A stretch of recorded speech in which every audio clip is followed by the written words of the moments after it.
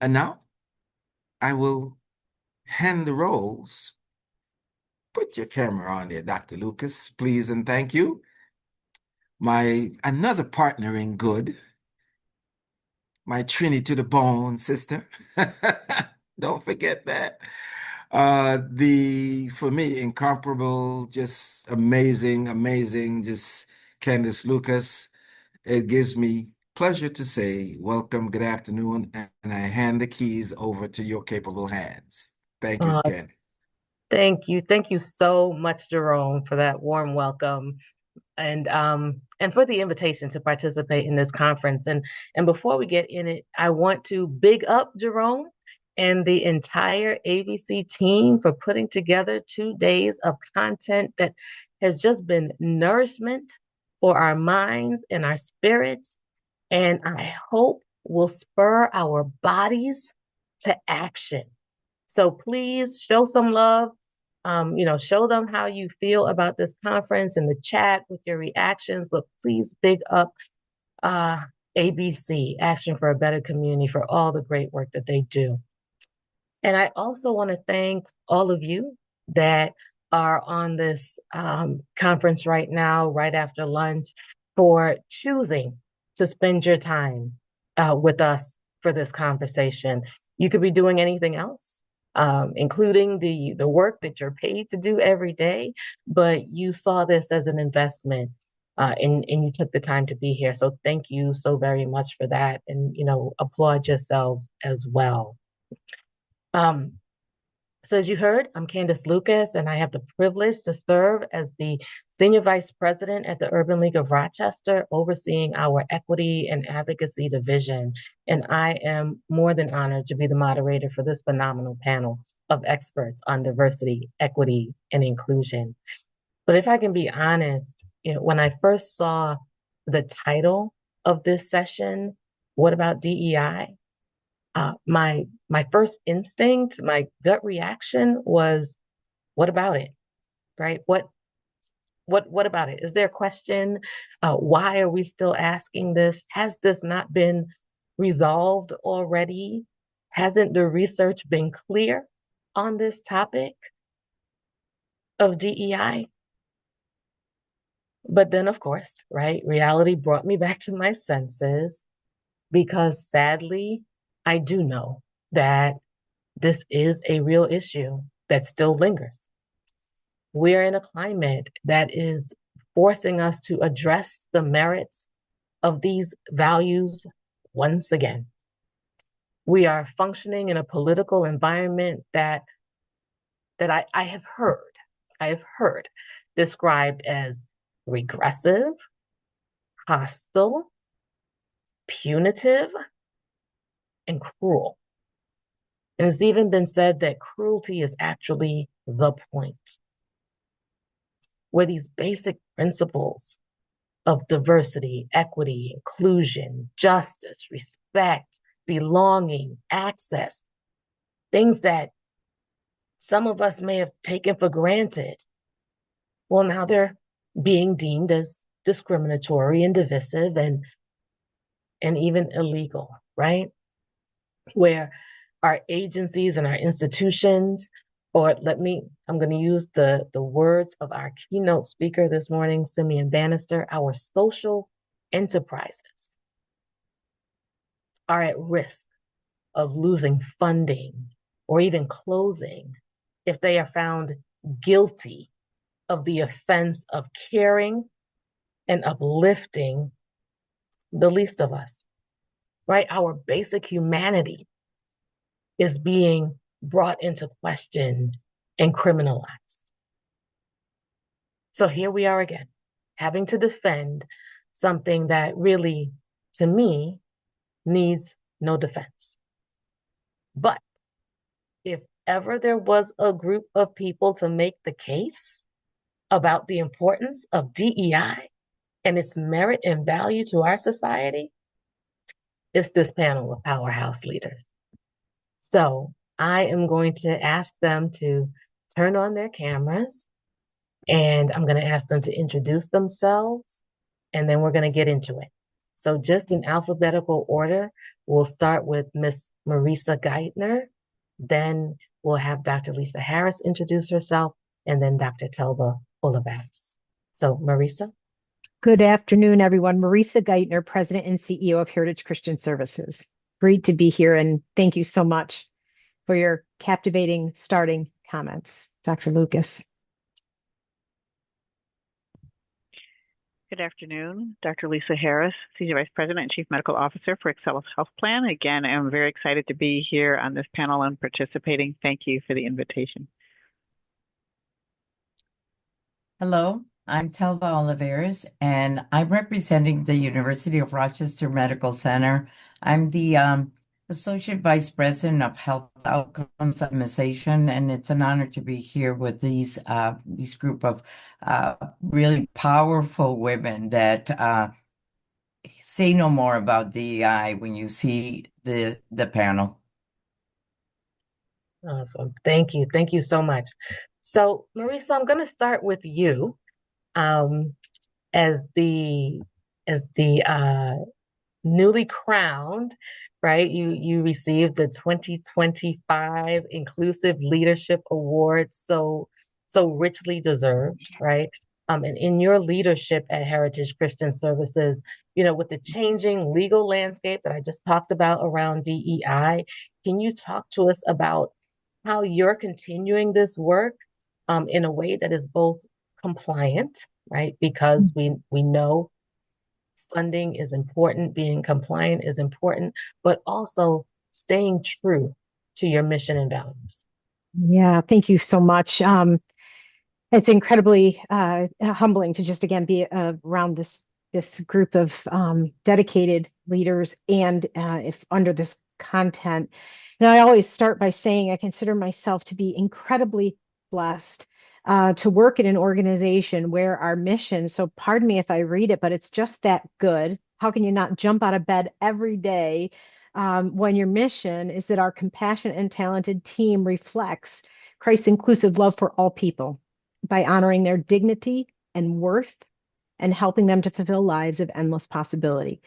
So, I'm 32 years at Heritage Christian Services, but I got to be honest, that still gets me out of bed. And there's a blessing in that. We are an organization that was founded and began in serving those with intellectual and developmental disabilities. So inclusion in that regard, particularly as it relates to combating ableism, has always been in our fabric. The other thing that we talk a little less about publicly, so allow me to be vulnerable, no secret, we choose to keep a faith label in our name. And that in and of itself, I believe, calls us to a different level of accountability in demonstrating inclusion. And again, to be vulnerable, the team at Heritage Christian knows that. I say myself, and one of my ways in which I account is I never want to have to defend why I excluded in Christ's name. So I do consider us to be incredibly blessed in our 42 years that we were founded under a mission of inclusion. We were founded under a challenge of showing people that a faith label is not exclusive. And those are really important challenges for us. So they keep us moving. They also keep us focused, that our approach to how we do that does have to happen within the context of federal and state law. In particular, we are over 90% government funded, specifically funded through Medicaid based on the needs of the individuals that we serve. So we can't ebb and flow based on labels and trends. We just can't. We have to have a really solid and clear path forward. And we're thoughtful and careful about that. And so now I'm going to feel like this is a little bit remedial for this esteemed group, but oftentimes, and even in times of challenge, and dare I say scarcity, and what I mean by that scarcity is a little bit of what you highlighted, Dr. Lucas. Sometimes we forget the abundance of everything that is here in the times in which we're challenged. So we have to stay focused on all that has been accomplished, all that needs to be accomplished in an environment where it may feel like our strategies or the way in which we work together to accomplish that is getting more narrow, or there's a push to make that more scarce. And we just have to break that free, right? There is abundance here. There's abundance in vision and direction and clarity and unity. And I know each day, at Heritage Christian, we try to remind ourselves of that. So you go back to basics, and you make sure that all of your policies are well established within state and federal regulation, even when those adjust and change. And we reach out and get help when we need it. So of course, we reached out to legal counsel and did some review of some of our policy language, some of our vision and direction, some of the ways in which we were inspiring inclusion. Um, and then we make sure all of that is translated directly into our employee handbook. And I can't tell you how important that is. So we have a commitment annually that is updated, it is reviewed, and it is distributed. And not just for policy and legal language. There's many incredible resources in this community. I'll give a shout out to our partners at CCSI. They do a review of our handbook for inclusivity and accessibility. And accessibility in a lot of ways, but first and foremost, making sure that the language is understandable and people can know where that policy is derived from. So that if they need to get more information or want to get more information about it for their own learning or focus, they can find that. So we stay focused on fair and consistent accessibility, inclusivity, welcoming that diversity. We're very clear in how it strengthens our organization. And again, it's been part of our founding. And then just, a final comment, something I'm incredibly thankful for is the development of our board of directors. We've worked really hard and very intentionally to ensure that our board of directors, even though small in number, we have 20 board members, that as best we can, they reflect the diversity of our community. And that makes this work so much easier.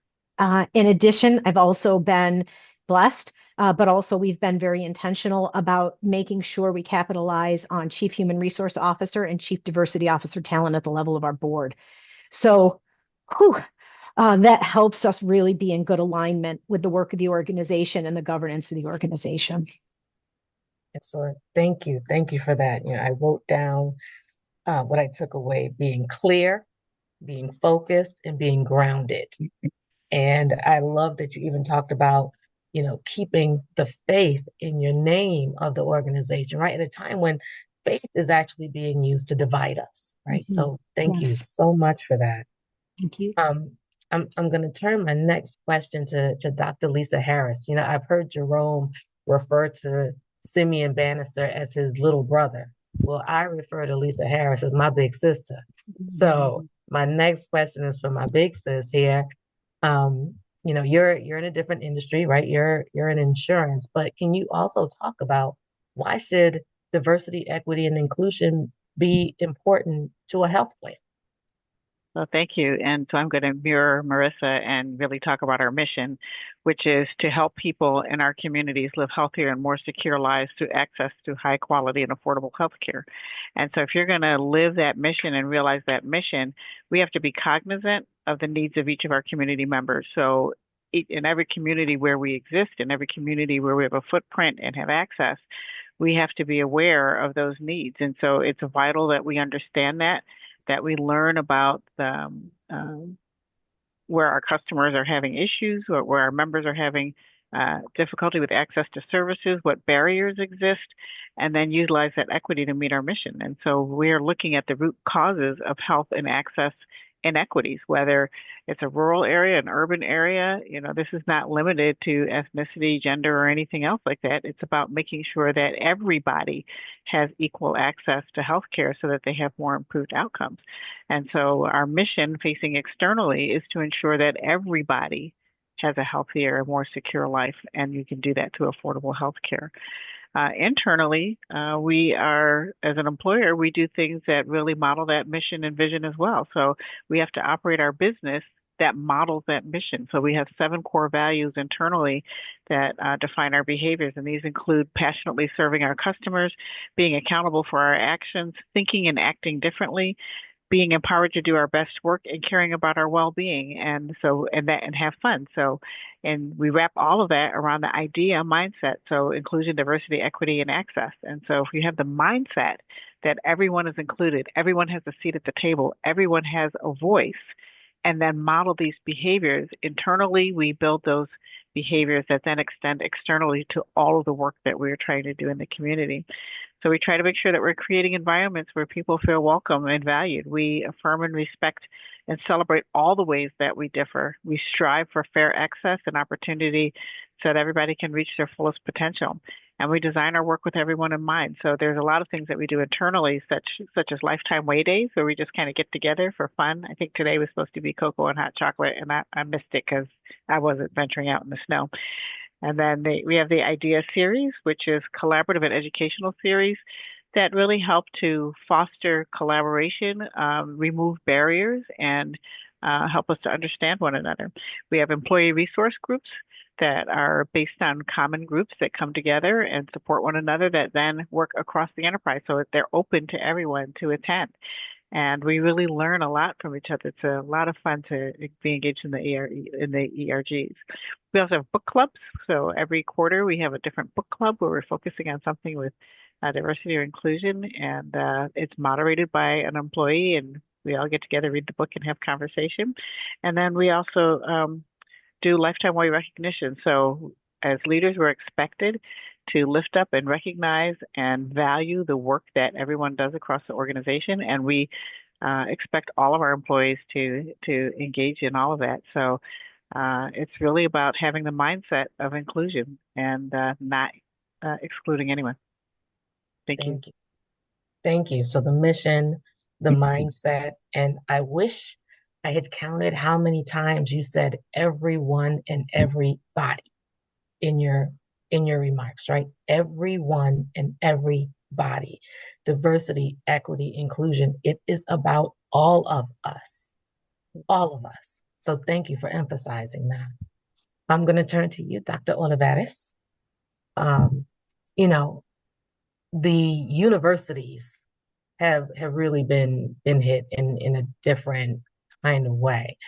And I want you to talk to us a little bit about the mission and the operations at the University of Rochester Medical Center, how they've been impacted by the federal government, and in regards to this illegal DEI work. Has it been impacted? If so, how? You can tell us about that. Thank you, Candace. Well, you're correct. As an academic medical center, we have been impacted in very different ways and more targeted ways that we've had to respond to in a more directed way. But I feel we're very well positioned as an academic medical center in a community like Rochester, and we value our commitment to our mission as educators, researchers, innovators, and healthcare providers. For starters, I want to just clarify that we never adhere to any illegal DEI practices, that we held to non-discriminatory practices in hiring and recruitment efforts, and we continue to do that. We did have to pivot and scrub some of our websites, and because there was a whole host of illegal terminology that was being to look at our websites to maybe deny some research fundings or the likes. And that became our first, I think, initiative was to look at our website and very much like both Barisa and Lisa have said, really, I think, pivot to really thinking, what does DEI mean to us, and making sure that that definition and that mission came across. And in a lot of ways, we are a healthcare organization. We look for health equity more than anything else. And for us, health equity means ever better and ever better health for all. And we realize that by scrubbing the website, we learned a lot about ourselves and how much effort we have put towards becoming a more inclusive organization more than an exclusive one, and make sure that our websites actually inform people of the inclusivity, as very much Dr. Harris points out. We are here to deliver healthcare for all. We were impacted in other ways, as everybody knows. The Office of Equity and Inclusion, led by Dr. Adrian Morgan for many years, and really a beacon of excellence in the organization, had to pivot, and we are now known as the Office of Enrichment and Engagement, which is dedicated to programming and events. It focuses it holds our educational portfolio in inclusivity, and it's focusing on a civil discourse conversation course that's being rolled out to the entire university community as of this month. We're really excited about those acquiring and rolling out a course that really will help people develop skills in many different ways and how to have more difficult conversations in the future. As you pointed out, research has been impacted greatly by changes at NIH and NSF. But luckily, we have not been as impacted as some other institutions have. We have had several grants taken away, some brought back, but unfortunately, there have been some researchers whose lifelong work has been impacted by some of the decisions at NIH. And hopefully, we're supporting them currently enough to have them figure out what the next steps in their careers will be. But it's definitely not an easy pivot for anybody who has spent the majority of their career focused on a research topic that now has been deemed to not align with the government's mission and vision.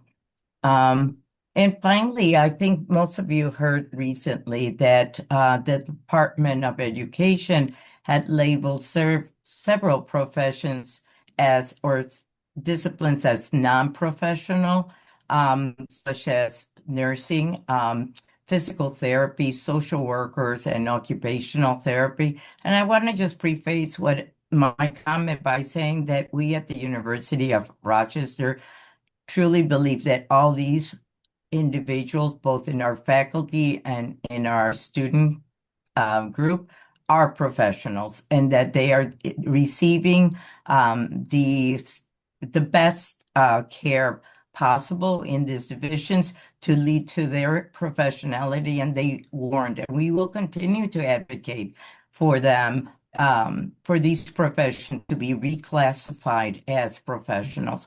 As some of you might know, the tuition cap has been there's a tuition cap now on these non-professions, and we are doing our best to support career pathways in many ways, especially in nursing. We're continuing tuition reimbursement.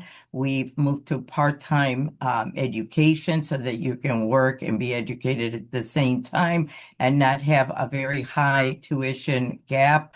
And we moved to flexible learning environments such as virtual learning and as well as hands-on learning in order to promote a more diversity and increase our workforce development.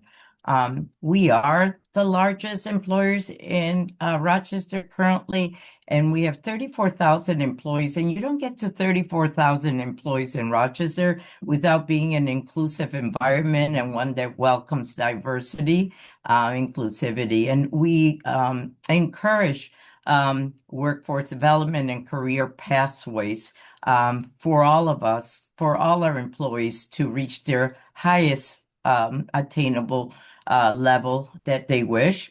We definitely have a great department for career pathway development in order to really provide our employees with the best. Our focus and our mission is both our employees and our patients, and their welfare and their well-being is our is our utmost interest. Thank you so much, Telba, for that. And, I love it, right? 34,000 employees. You don't get there by not doing the right thing, right? And the university has been doing the right thing. And I love it. You haven't been doing anything illegal, so there's nothing for you to change. And the fact that, all three of you, went right back to your mission, right? That's what it is. It's in the mission. It's who you are. It's what you do. And it doesn't change at the whim of any one individual, right? Thank you so much for that. So, Marisa, I'm going to come back to you because Dr. Harris in her remarks talked about the employee groups that they have at Excelis. And so, can you talk a little bit about Heritage's approach to employee groups and inclusion efforts in a way that, how do you bring your people together through that? Yeah, thank you. I hope I'll get some amens from some of the folks listening because, of course, I am humbly here in between giants. For us at Heritage Christian, I have to be honest, I want to start with how do you ground this work in data? We talked about mission earlier. How do you ground this work in data? And quite honestly, even as a larger not-for-profit, we have had to put a lot of investment and a lot of resource into some objective ways in which we could gain data.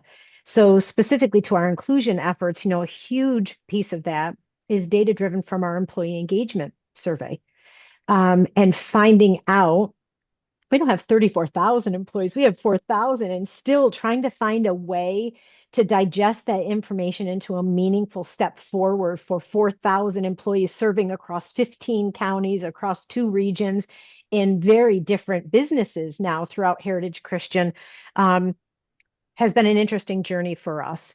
So we continue each time to ensure that we're really not getting lost in that data, but we're really getting down to what are some elements here that we can take, we can develop some goals around them, and we can measure against them.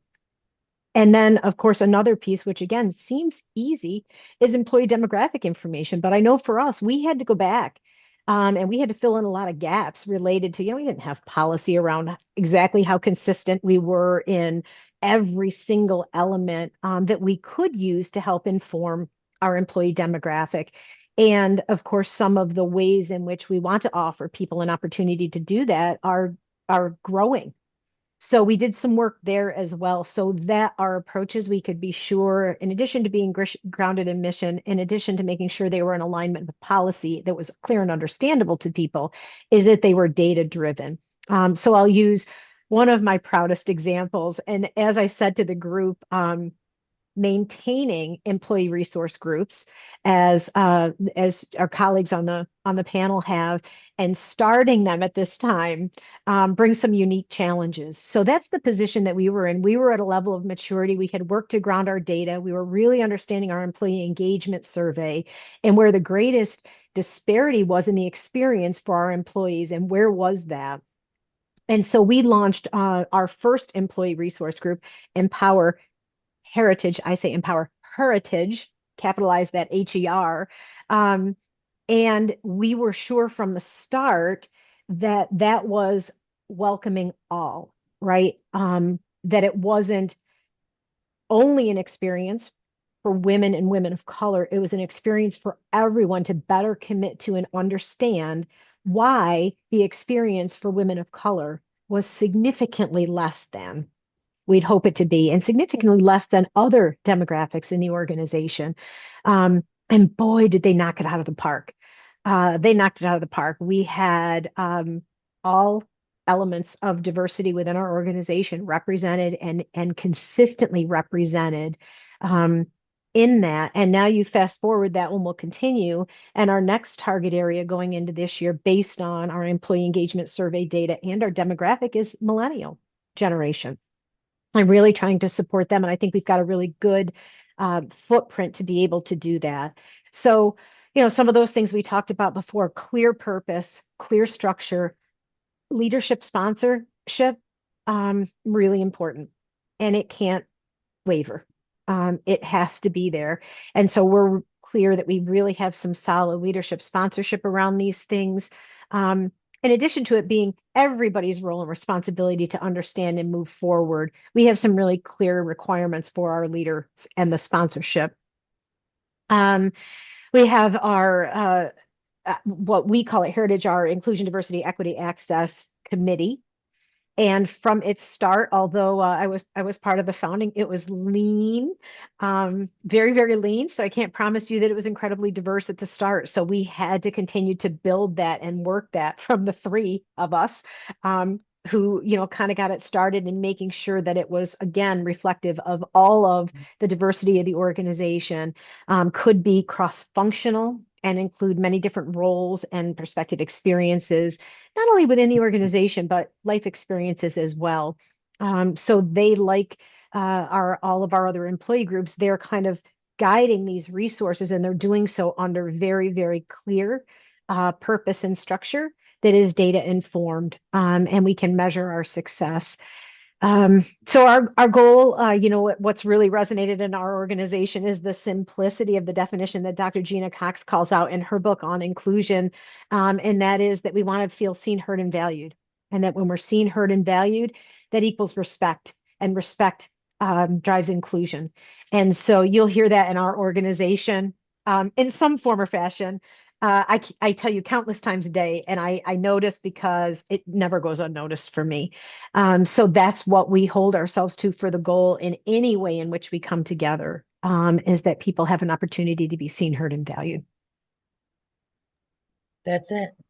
Seen, heard, and valued. Thank you for that. And, Giving you you an know, amen on that one. right? Thank you. Yeah. I'm seeing the love and the claps and everything. Seen, heard, and valued. But you talked a lot about data, the importance of data, understanding the disparities that exist. And I just also want to underscore the importance of when you talked about your employees, right? The buy-in, the feedback, the participation, how important that is for each of our for employees to know that their voice matters, right? And to have a space for that. So, but as you talked about disparities and data, I want to switch to Lisa about this because health care disparities, health inequities, that is a big deal. We know it exists. The data is there. There's no question about it. However, it continues to persist. So, can you talk a little bit about why healthcare disparities continue to be a reality when we know so much about it? Yeah, that's a great question. And so awareness doesn't equal action, right? And if you listen to what Marissa was saying, it was a data-driven strategy. So having the data isn't enough. And so if you have a dream and a goal and you don't have a plan, if you have an idea or a goal and don't have a plan, it's nothing but a dream. And so in order to realize change and to effect change, you have to take all of the data that we have and act upon it. And so we know that we continue to have systemic factors that are rooted in social and economic concerns that create inequities. And that's really impacting our health outcomes. So if you have disparities in education, in employment, in insurance, in any aspect of life, then you are going to continue to have these disparities in health outcomes. And so, yeah, we're aware that all of this exists, but what are we actually doing around that data? How are we now leveling the playing field? And we're still seeing the effects of redlining. 40 years later, we're still seeing that impact on healthcare outcomes. And so we have to make sure that, as we're operating in a model that's looking to level the playing field for all, that we are actually using that data to ensure that everybody is coming up. As I said before, that we are really impacting all aspects of life. So you have to look at things like geographic barriers. Do you live in a rural area where there's no access? And there may not even be, access to food as well as to healthcare. Do you live in a food desert?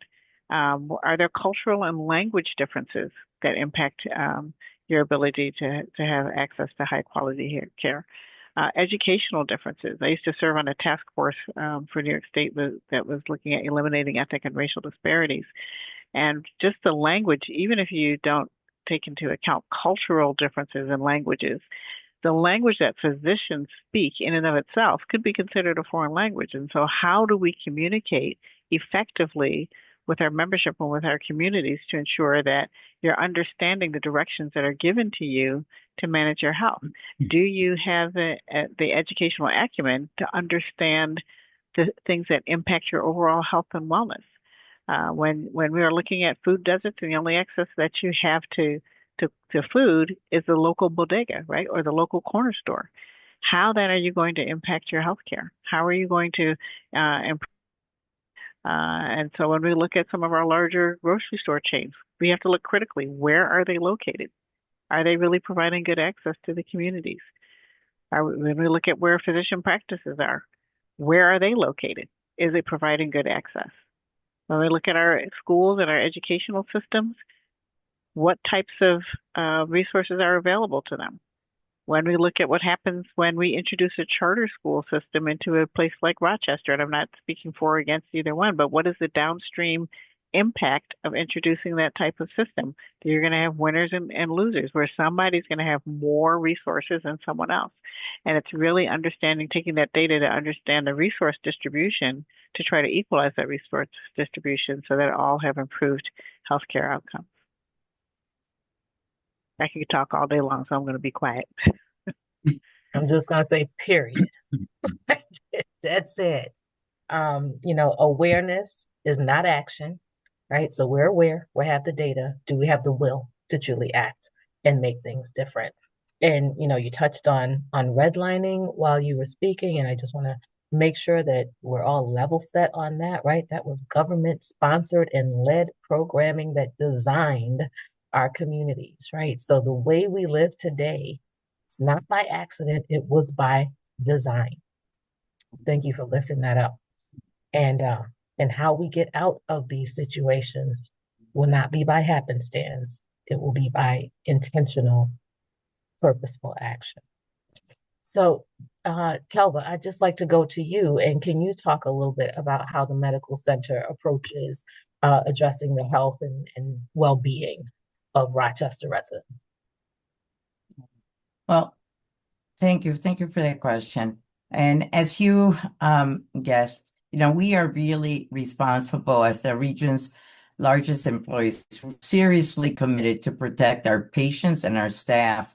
Those 34,000 employees are also patients of ours as well. So we clearly need data driven, and I'll go back to the data because I think there's a lot of things that we can do that are well intentioned, are desired, and well meaningful, but are not impactful always. And I think in these days of economic fragility, we have to be a lot more resourceful and clear-minded about how we're spending our money, and to make an impact is really on the health of the population we serve is really where we're in. Can't do that if we don't measure what we're doing. But like Dr. Harris says, measuring and getting data isn't everything. It's what is your intent and what are you going to do with the data? So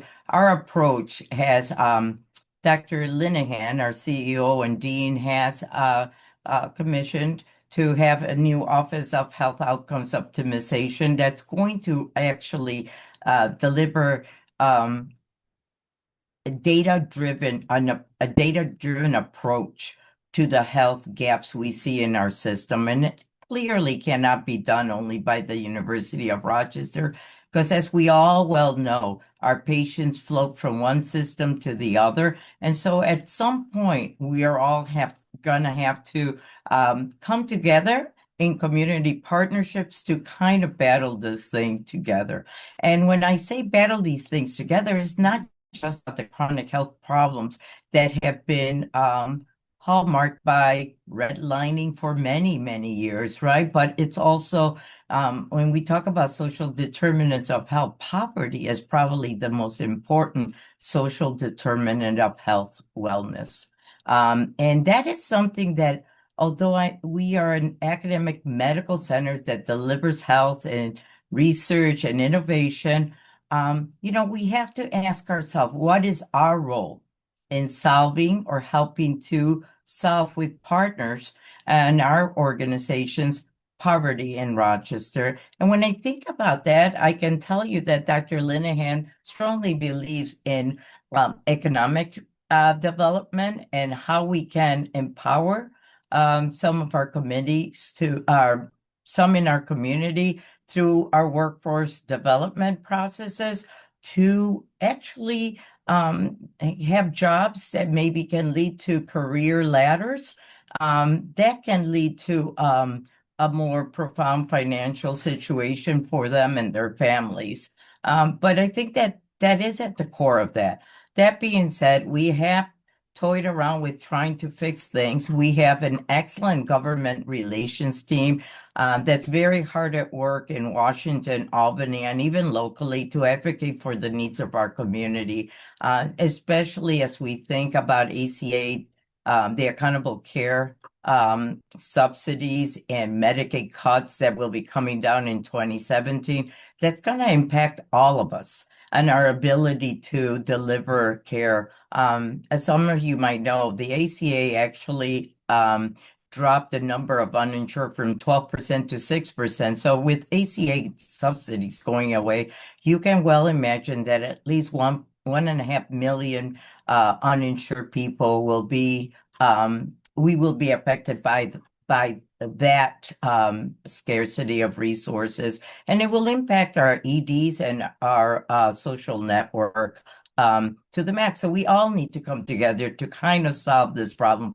It's not a one organization type of solution. It's going to have to take all of us to position ourselves. We have started little ebbs and flows. We have brighter days, mental health, urgent care. That's probably the only urgent care, mental health urgent care for children in the area to address the needs of the mental well-being of our community, especially our young children that are really suffering during this times of stress.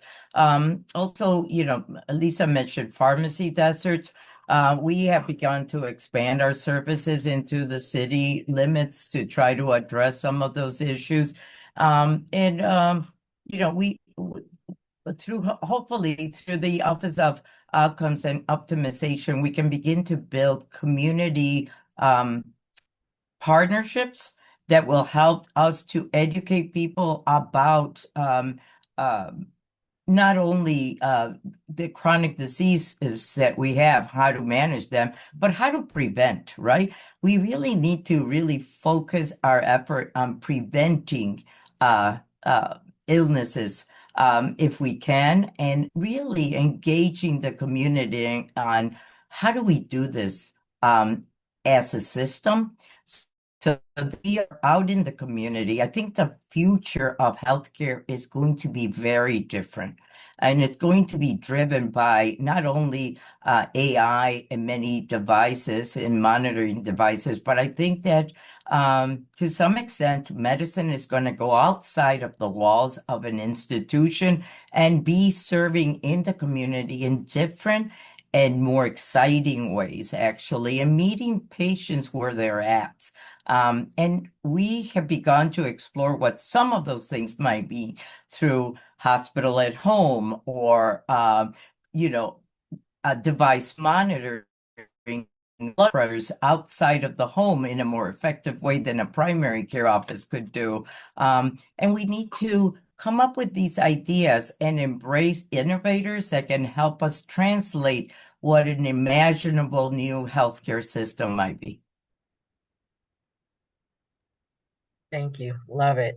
There are two things that you talked about that I want to pivot into my next question for Marisa, but you mentioned Dr. Linehan so many times, right? The leader of the medical center, and how important leadership is, having that strong leadership sponsor, I think you used when you were talking, Marisa, right? But having it come from the top and everyone seeing that this is what our leader believes in and values. So, thank you for lifting that up.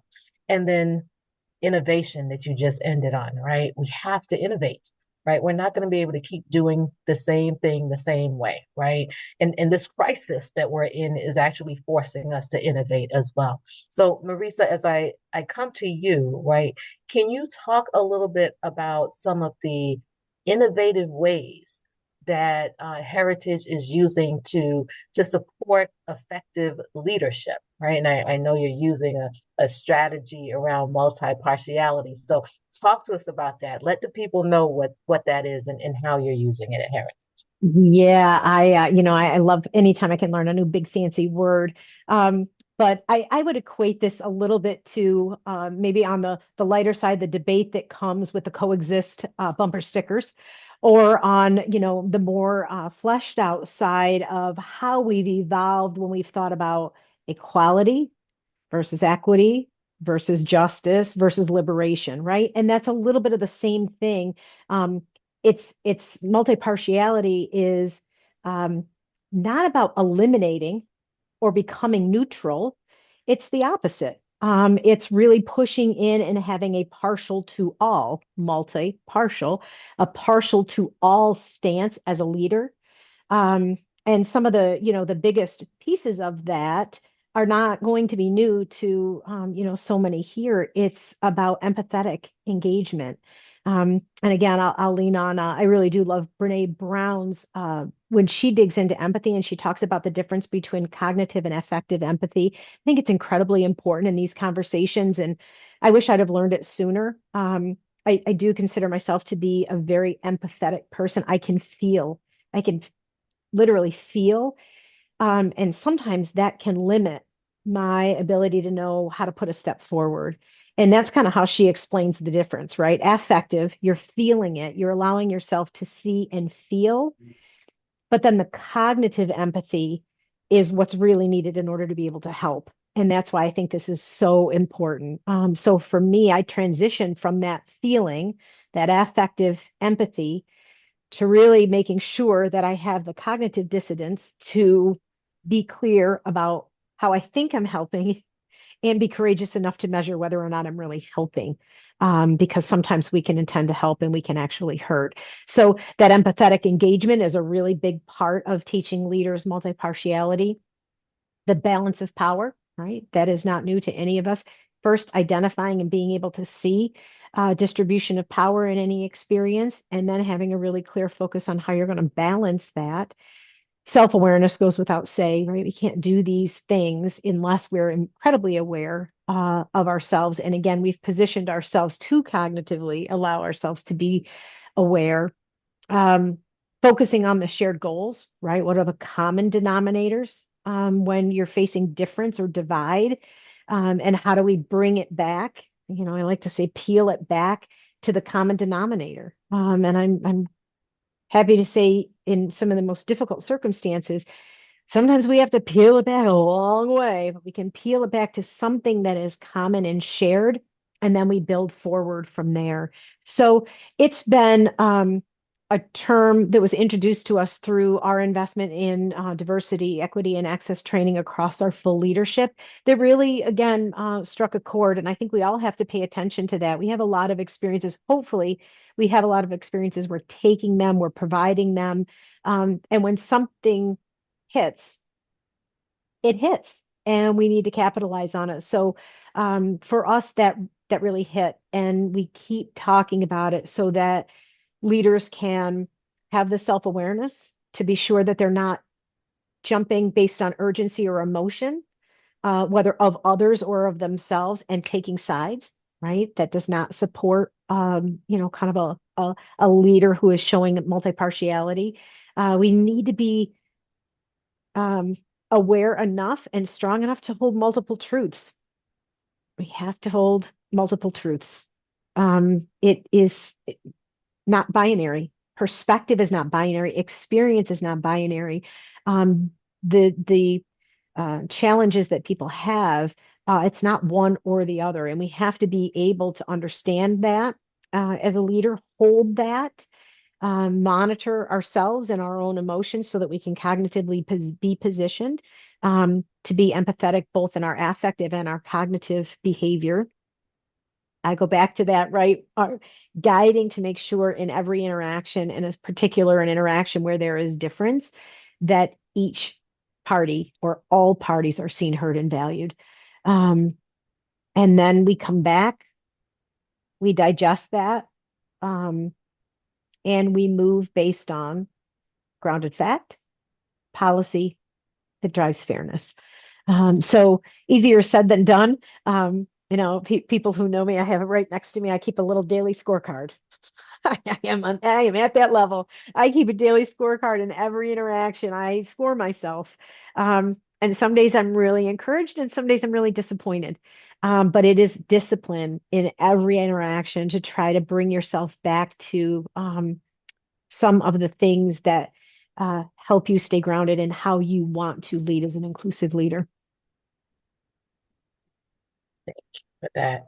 I know the chat has been disabled. I don't know if the Q&A box is open, but I am sure you will be getting some questions from about that, Marisa. So we will give it a second, and I'll be asking you some more questions on that.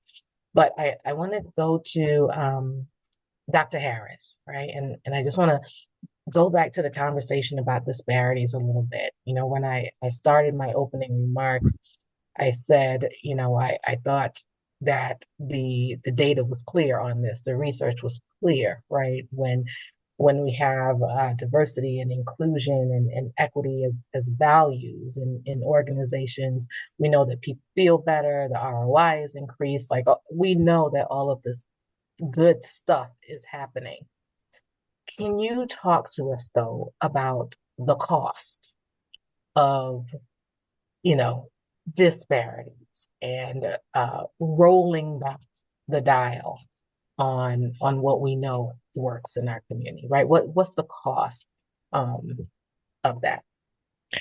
Yeah, so it's a loaded question, and there are a lot of components to it. So I think starting out, we need to understand that the cost of healthcare is continuing to rise exponentially, and it is not sustainable. And we have to do something to mitigate against the rising cost.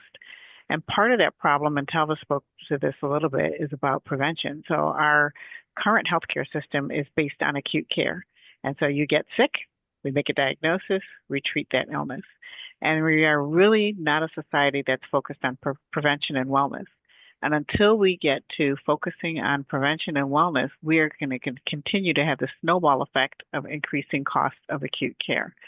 We now have newer drugs and innovations. Some of the medications, some of the interventions that are coming out now cost at least $4 million per intervention, per treatment. And that's not sustainable. Nobody has that kind of money, not a health plan, not an employer group. Nobody has that type of funding and resources to continue to provide those services. So how do we get around this? We really need to start focusing more on prevention so we can avoid these chronic conditions. And so when folks have disparities in care, when there's lack of access, when you don't have the education to be able to impact your overall health and wellness, when you have limitations in your reading, when there's issues in your, when there's language and cultural barriers, we know that these chronic conditions can snowball. And so often people will show up in the hospital with a catastrophic illness, multiple illnesses that require a very long-term, very complex, and very costly hospital care. And then when you get discharged, still trying to maintain very expensive medications. So folks are parsing out when they take their medications. They're not taking them as indicated because of the cost of some of those medications. When you are talking about making sure that you're eating healthy or eating well, again, it gets back to if you don't have access to those foods and types of resources, we are in this constant swirl, this circular conversation where one thing is impacting another, impacts another, and we can't break out of that. The other thing to think about is productivity. So even if you're employed, if you have a chronic condition that then magnifies and balloons, you are impacting your ability to work and to work at a very high level. And so Deloitte said that there's about 42 billion in lost productivity and premature death from unintended consequences due to chronic conditions and illness. And so you just think about how many times does somebody have to take time off from work? And what does that do for the employer group? And and how can we impact all this? I look at the three of us here, and we are really the solution, right? So you have Marissa, that's representing the employer group, and also a member and a community-based organization. You got Telva, that's representing an academic institution, the provider, an employer group, and the member. And you have the health plan that's representing the payer, the employer group, and the member. And so by combining our efforts and thinking outside of the box, how do we now impact change to move towards chronic conditions? Managing chronic conditions and moving towards prevention.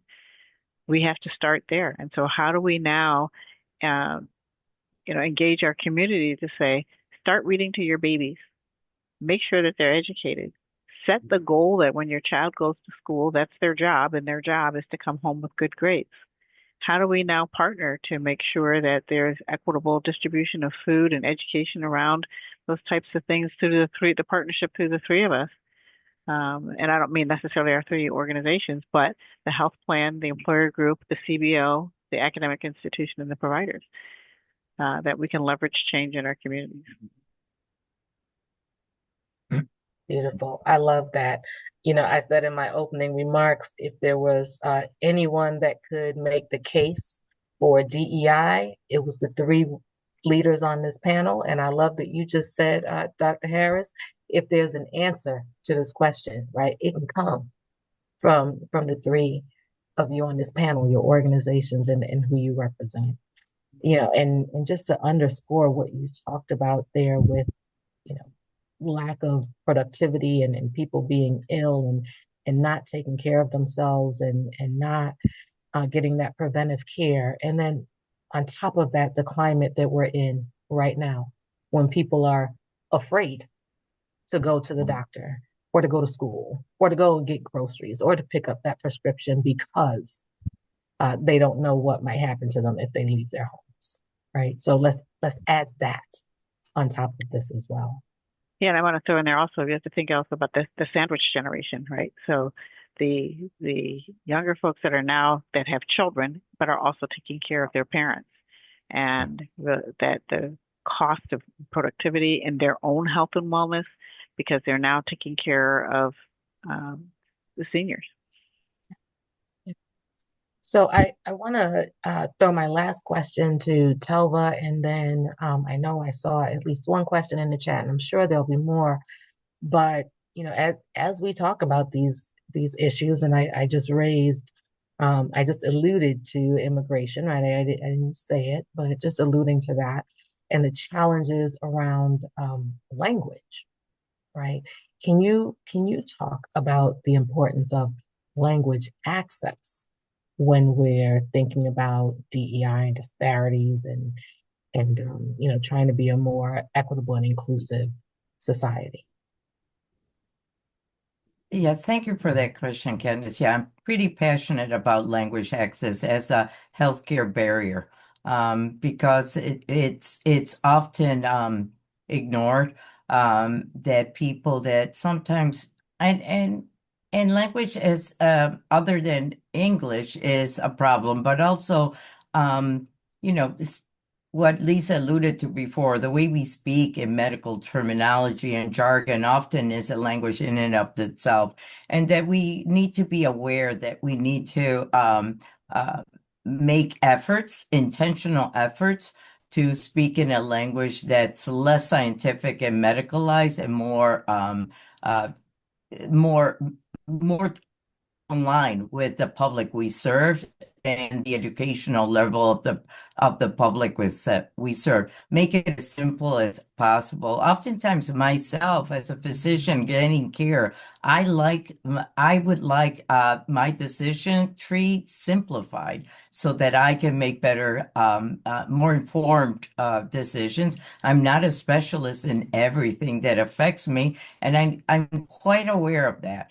We currently at the university are making huge efforts to make language, to minimize language as a healthcare barriers. And we are upending in the Office of Health Optimization, a language access workforce that's actually going to look at and simplify the way we organize across all our system and our affiliates.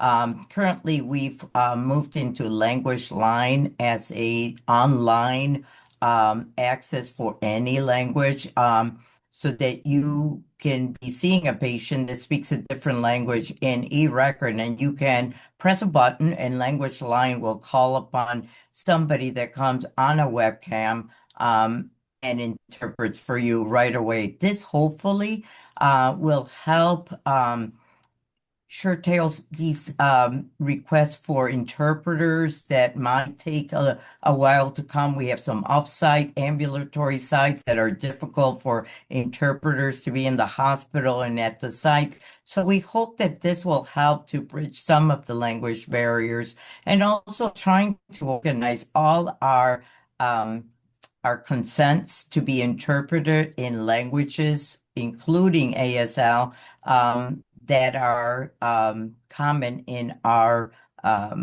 patient population. But I can't stress enough how language is such an important aspect of delivering good healthcare, particularly as people are in times of dire stress and very in very critical situations. That's when you need somebody to be speaking to you in a language that you understand, and not necessarily through a somebody in your family that's equally affected and impacted by the situation you're under, but somebody that can, in a very non-discriminatory, gentle, and empathic manner, explain the situation that the clinician is trying to convey to you in a way that's supportive.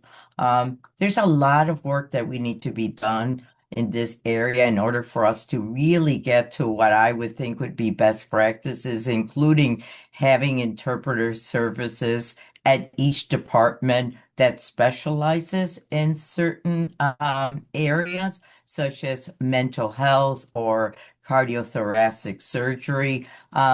I think we ask a lot of interpreters without asking them to invite them to be part of our teams, to want to be knowledgeable in how you would interpret and convey mental health issues versus cardiothoracic or emergency issues. And I think that we need to all do a better job, actually, of not thinking that language barrier is simply solved by speaking somebody else's language, but you gotta also be able to interpret what's being conveyed. And I think we all need to work harder at how we do a better job of that in the future. Thank you. Thank you so much for that comprehensive response. I hope I get this right, but our keynote speaker this morning, Simeon Bannister, I don't know if he's on the call now, but he talked about language, and Jerome, maybe you can help me, but I remember he said something like language is the body our humanity lives in. I may not have gotten that exactly right, but he was speaking to the importance of language, the words that we use, how we communicate with each other, how we treat each other, how we are together. Yeah, I got it. He said, because I wrote it down too. Language is the house in which our being dwells. There you go. Language shapes reality. Yeah.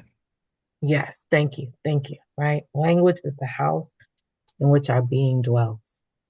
So Yeah. thank you for, we're going to end my questions, on that point, because that was so poignant.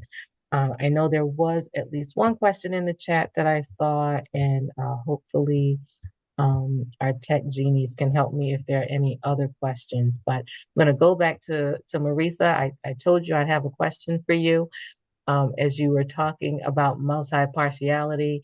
Can you help us, right? The question is, how can we find common ground with people who may believe there is a hierarchy of humans? Yeah. Yeah. Thanks, Jerome, for giving me a little bit of a heads up to think about that for 5 minutes. Again, I can't promise that we can. When I talked about peel back, peel back, peel back, but it's the strategy for how. I think the multi-partiality in my learning is helping me with the how. So first and foremost, in a conversation like that, how am I aware enough in balancing my own emotion? Because just that conversation brings forward emotion and would likely pull me from a place from where I could be not only cognitively helpful, but ensuring that my questions or my leading or my participation was helping and not hurting. Um, we need to ask a lot of how questions instead of why, because I think that calls for people to account differently for their perspective. Um, easy for, well, not easy for me to say. I won't say that. I identify as a Christian. So some of this is there any way in which there's some common ground in our belief of creation? Can we come back to any of that depending upon who we're leading through that? Can we continue to think about yes and in being sure that we're validating? When I first saw that question, exercises that help people understand socialization have always been helpful to me in those kind of circumstances. And then really seeing the cycle of socialization and how it leads us to perhaps carry beliefs, stereotypes, biases, um, and how might we break those down? Where can we challenge those stereotypes when they're let me say that differently, because that already, see, I feel it in me when I feel like I start to get a little bit challenging. How might we help someone um, account for facts that are leading them to their assumptions, particularly if their assumptions are embedded with bias or stereotype? And then, boy, sometimes if you can't get to the common, is there some way in which we can bridge? That's a little bit of that. Okay, let's agree where we are now, because, and I'm doing this as if it's between two, and I know this is a much bigger issue. Um, can we create some bridge with which we can then move, right? Because the point in all of this is moving. Um, Even if you have someone or groups that feel as though there's hierarchy within humanity, um, we need to get to a place where we can say and sometimes the way in which we can do that is helping them to account for why is that relevant to the outcome we're looking for, and is it relevant to the outcome that we're looking for, and just move one conversation at a time. It's not easy, but those are just some ways that I would use the strategy in order to try to participate in more of a productive way, whether I'm a participant in that conversation or whether I'm trying to lead folks through a difference around hierarchy within humanity. Anyone else? I'd You love for to that. phone a friend on that one. Listen, sometimes it's just meeting people where they at and having the patience to talk it through, right? Even though you don't agree. And I think that we lost a lot of that in our society, being able to talk to, understanding that disagreement is okay, right? And that we can have conversations even when we disagree. But Lisa or Telva, do you want to tack on to anything that No, Melissa said? I think that's exactly it. And that's where we're moving towards in at the university is to have these civil discourses, right? And to sit back and listen to everybody's perspective and be respectful. You do not have to agree. The agreement in civil discourse is really to listen and to learn. And hopefully you enter the discourse with an open mind that you're going to learn from somebody else's perspective. And you're going to listen in a respectful way, as they would listen to your respectful point of view. But it's all about being able to converse in a room respectfully and seeing if we can find common ground to move forward. Yeah, agree. I think it's all about trying to understand and learn from one another. So, what is the foundation of that belief system? And can we share experiences, thoughts, beliefs that might drive us to commonality? And if not, then we are going to respectfully agree to disagree, which is what Marissa said. Well, I have had the utmost pleasure in moderating this panel and learning so much from the three of you. I know all of the participants on this discussion have as well.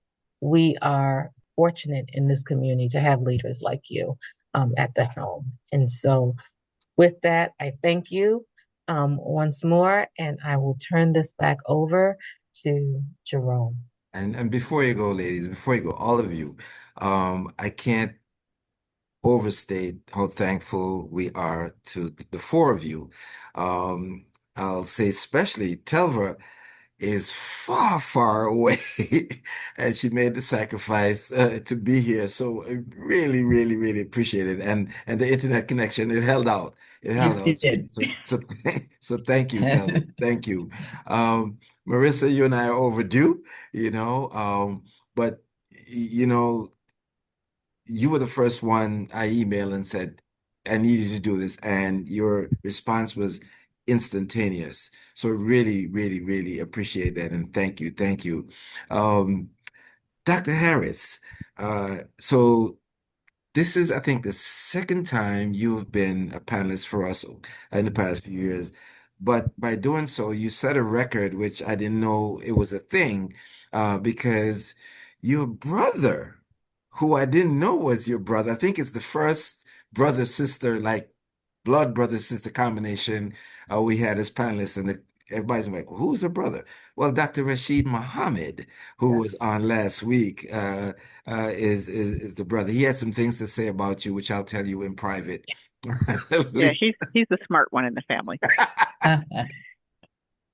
And Candice, thank you. It was skillful, and the point you brought out, Candice, and Dr. Harris elevated it too with respect to the representation from our three panelists with respect to the hospital systems, CBOs, and payers and insurance was kind of deliberate, and at the same time, their perspectives are so important. So again, I'm just gratified that you were able to make it even better than I thought it would be. So thank you so much for gracing us with your presence and your time.